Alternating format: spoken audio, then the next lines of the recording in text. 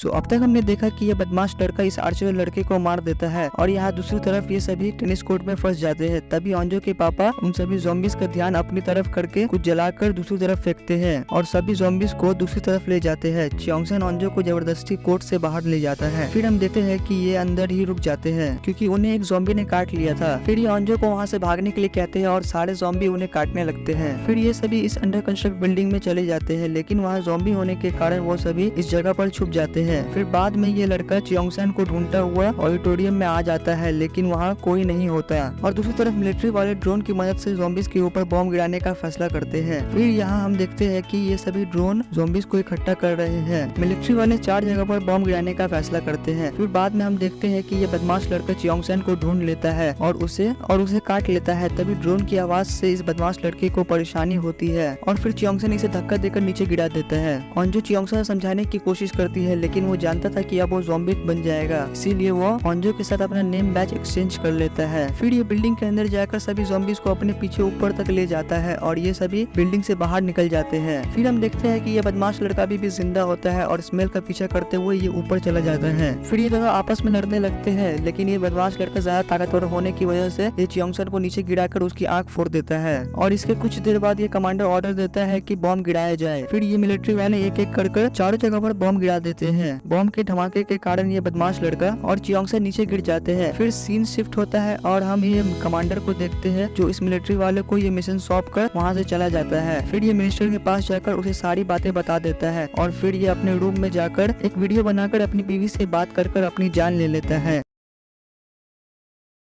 अब आगे हम देखते हैं कि यहाँ बहुत से लाश पड़े हुए होते हैं और पूरे शहर में राख उड़ती रहती है। फिर हम इन सभी को देखते हैं जो पहाड़ पर होते हैं। फिर सुयोक ओंजो से कहता है कि उन्हें चलना चाहिए, लेकिन ओंजो कहती है कि वो सभी आगे जाए, वो बाद में आएगी। फिर ओंजो, सुयोक और नामरा उसी बिल्डिंग में आते हैं। फिर ओंजो चियोंगसन को पुकारती रहती है, लेकिन कोई जवाब नहीं आता है। नामरा उसे चलने को कहती है और उसे दिलासा देती है। फिर सीन शिफ्ट होता है और हम मिलिट्री वालों को देखते हैं जो शहर में बचे हुए लोगों को बचाने की कोशिश करते हैं। फिर हम इन सभी को देखते हैं और ये लड़की कहती है कि वो सभी शायद खो गए हैं क्योंकि उन्हें कोई भी निशान नहीं दिखता। तभी इस लड़के को कुछ दिखता है। ये सभी जाकर देखते हैं कि ये एक येलो रिबन है जिसे ओंजो के पापा ने बांधा था। ये सभी उसके सहारे आगे बढ़ते रहते हैं। तभी ओंजो को एक टॉर्च दिखती है। ये समझ जाती है कि ये सारे रिबन उसके पापा ने बांधा था। फिर हम कुछ ऑफिसर्स को देखते हैं जो मिस्टर ली के परिवार को ढूंढ लेते हैं और यहाँ दूसरी तरफ ये सभी दूसरे शहर में आ जाते हैं। तभी नामरा को कुछ सुनाई देता है। ये कहती है कि बहुत से ज़ॉम्बी उनकी तरफ आ रहे हैं। ये सभी वहाँ से भागने लगते हैं। तभी ये लड़का गिर जाता है और फिर कहता है कि वो लड़ना पसंद करेगा और सभी लड़ने को तैयार हो जाते हैं और फिर वहाँ बहुत से ज़ॉम्बी आने लगते हैं। ये सभी ज़ॉम्बी से लड़ते रहते हैं, लेकिन नामरा उन सभी को आराम से मारते रहती है। फिर एक ज़ॉम्बी इस आर्चर की तरफ जाते रहता है। तभी इसका भाई इसे बचाने की कोशिश करता है और इसी बीच ये ज़ॉम्बी इसे काट लेती है। फिर थोड़ी देर बाद ये लड़का भी धीरे धीरे ज़ॉम्बी बनने लगता है और जैसे ही वो इस आर्चर की तरफ बढ़ता है, नामरा उसे पकड़ कर मार देती है। फिर ये आर्चर गुस्से में आकर सारे ज़ॉम्बीज को मारने के लिए आगे जाते रहती है। तभी नामरा इसे रोक लेती है। फिर नामरा को भूख लगने लगती है। वो इस आर्चर को काटने की सोचती है, लेकिन वो अपने आप पर कंट्रोल करती है और वहीं रुक जाती है। फिर इनके थोड़े आगे जाने के बाद सुयोक को लगता है कि नामरा उनके साथ नहीं है। फिर सुयोक नामरा को ढूंढने के लिए वापस जाता है और उसके पीछे ओंजो भी जाती है। तभी वो देखते हैं कि नामरा एक ज़ॉम्बी को खा रही होती है। फिर ओंजो इसे चलने को कहती है, लेकिन नामरा उसके ऊपर हमला कर देती है। वो ओंजो को काटना चाहती थी, लेकिन काटती नहीं और वहाँ से चले जाती है। सुयोक उसे रोकने की कोशिश करता है, लेकिन नामरा उनसे दूर चले जाती है। फिर हम देखते हैं कि ये सभी रेल की पटरी के सहारे मिलिट्री वालों के पास पहुँच जाते हैं, लेकिन इन सभी को अपने करीबी के जाने का भी गम होता है। जैसे इस लड़की को अपने उस लड़के दोस्त का, इन दोनों को इस लड़के का, ओंजो को अपने पापा का, इस आर्चर को अपने भाई का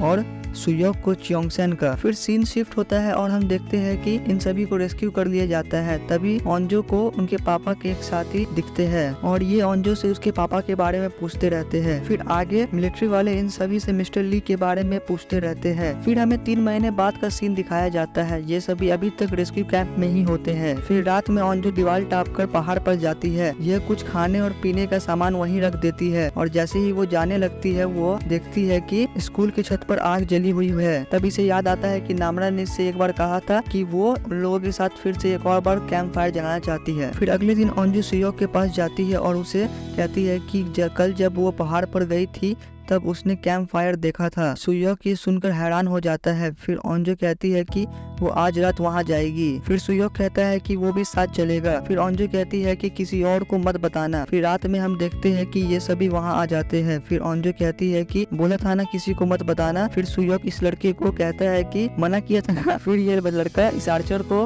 आर्चर इस लड़की से कहती है कि मना किया था ना किसी को मत बताना। फिर ये सभी पहाड़ पर जाते हैं और कुछ न कुछ खाने को रख देते हैं। तभी इस आर्चर को स्कूल की छत पर एक लाइट दिखती है। फिर ये सभी इस बिल्डिंग में आते हैं और फिर स्कूल के अंदर चले जाते हैं और धीरे धीरे करके वो छत पर जाते रहते हैं। और जैसे ही ओंजो छत के दरवाजे को खोलती है, ये सभी देखते हैं कि वहाँ एक आग जली हुई है। ये सभी कंफ्यूज होते हैं कि ये आग किसने जलाई है, क्योंकि वहाँ कोई भी नहीं होता। फिर ओंजो कहती है कि ये आग नामरा ने ही जलाई है। तभी वहाँ नामरा आ जाती है। ये इन सभी को देखकर बहुत खुश होती है। अब हम देखते हैं कि नामरा ने अपने ऊपर कंट्रोल करना सीख लिया था। फिर ओंजो उसे कहती है कि चलो यहाँ से, लेकिन नामरा कहती है कि यहाँ उसके जैसे और भी है। इसका सीधा सीधा मतलब ये है कि च्योंगसेन भी अभी तक जिंदा है। फिर ओंजो कहती है कि तुम यहाँ से चलो, लेकिन नामरा कहती है कि अगर हम साथ में नहीं रहेंगे लेकिन फिर भी हमेशा दोस्त रहेंगे। तभी नामरा को कुछ सुनाई देता है और वो कहती है कि वो आ गए। ये कहते ही ये छत पर से कूद जाती है। ये सभी हैरान होकर उसे देखते रहते हैं और यहीं पर ये एपिसोड के साथ ये सीजन भी खत्म हो जाता है। Thank you for watching.